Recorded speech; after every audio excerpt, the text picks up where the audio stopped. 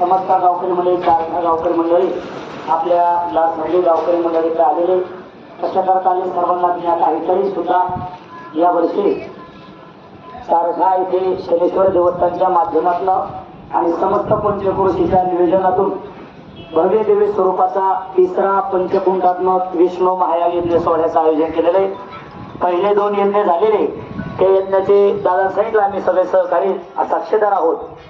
भव्य दिव्य स्वरूपाचा यज्ञ झाला आणि याही वर्षी तिसरा यज्ञ आणि हा बी आपल्याला सगळ्यांना मिळून भव्य दिव्यच करायचा आहे. कारण यज्ञ भूताच्या पळाना यज्ञ झाला पाहिजे. मला म्हटले हो, यज्ञात भवती पर्जन्य आणि पर्जन्यात अन्न संभावा. यज्ञ झाला तरच पाऊस पडतो आणि पाऊस पडला तर अन्न आपल्याला प्राप्त होतं, मिळतं. जमीन भूमी ही अन्नदान देत असते. म्हणून परिसरात यज्ञ व्हावा. यज्ञ झाला की परिसर पवित्र होतो. या माध्यमातून आपण यज्ञ आयोजित केलेला आहे. आता आम्ही पलिको मंदिरातून आलो, दर्शनीतलं तिथेही बरीच मंडळी होती.